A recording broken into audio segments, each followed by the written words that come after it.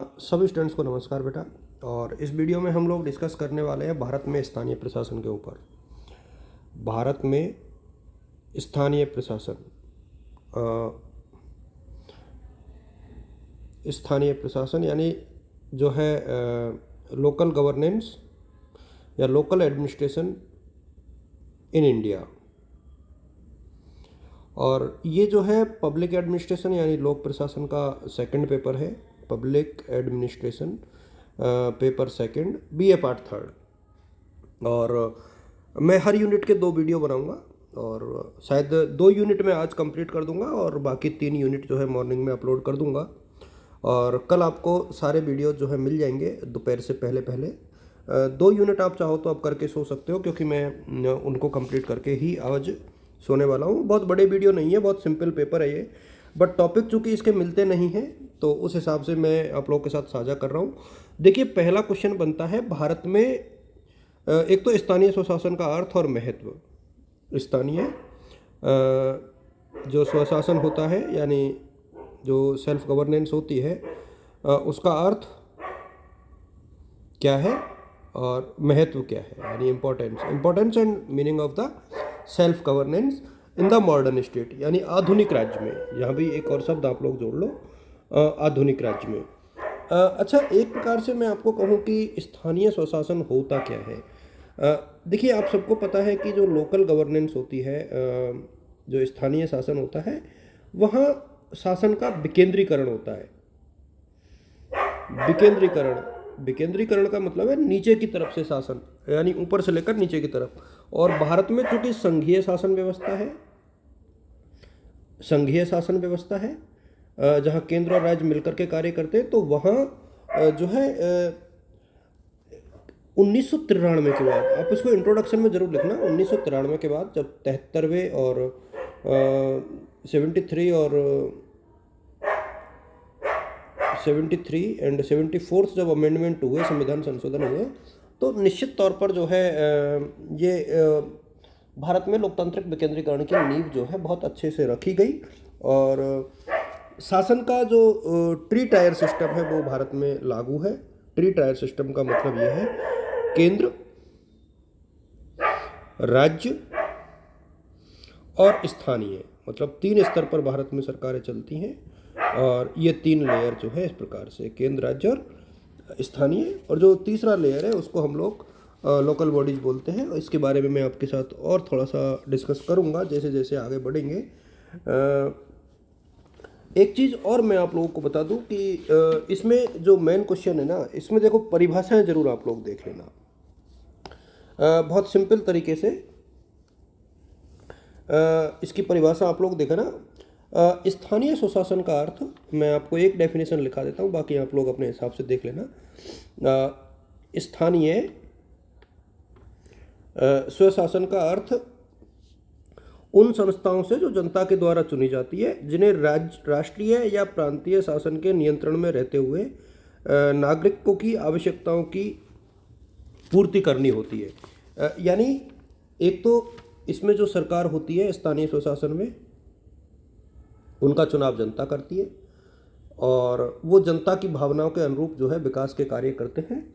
State और central government दोनों के अधीन रहते हुए, खास तौर पे प्रांतीय सरकार, यहाँ पर मेन जो नियंत्रण होता है वो स्टेट गवर्नमेंट का होता है।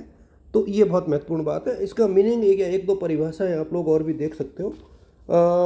फ्रेडरिक के अनुसार है, गोल्डिंग के अनुसार है, तो किसी के अनुसार भी आप अपनी बुक में जो परिभाषाएं दे रखी है वहाँ से 1-2 डेफिनेशन याद कर लेना।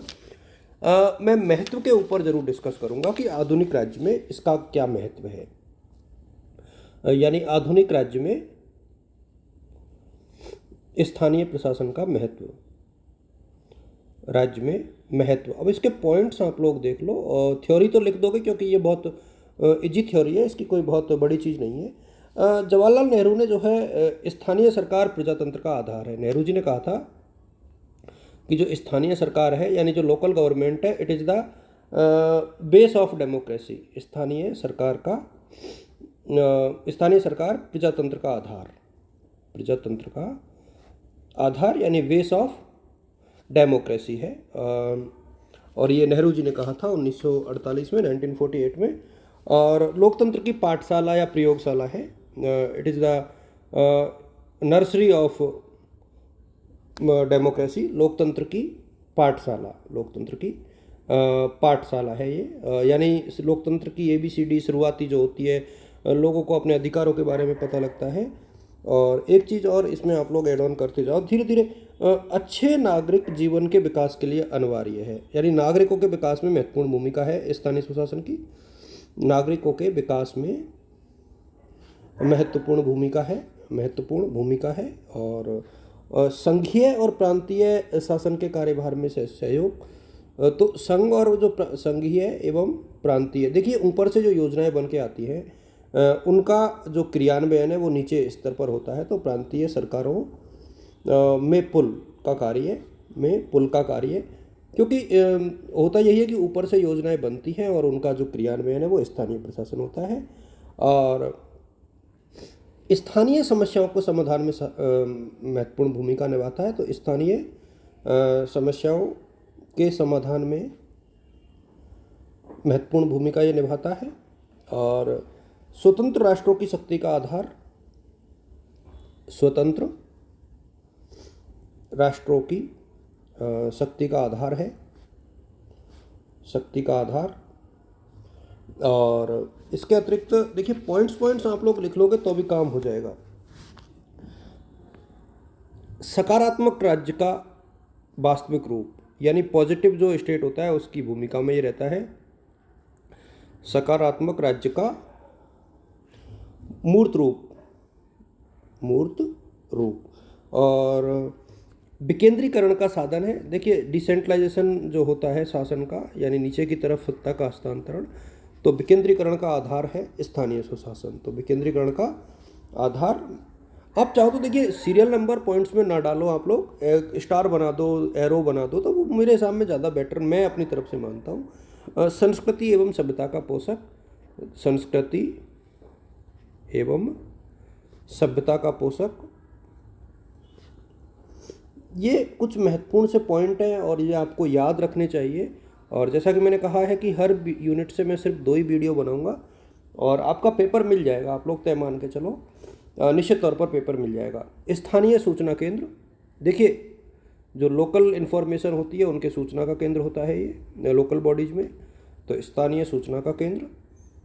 और योजना एवं स्थानीय सरकार, तो योजनाओं को लागू करने वाले में महत्वपूर्ण भूमिका, योजनाओं को लागू करने में महत्वपूर्ण भूमिका होती है।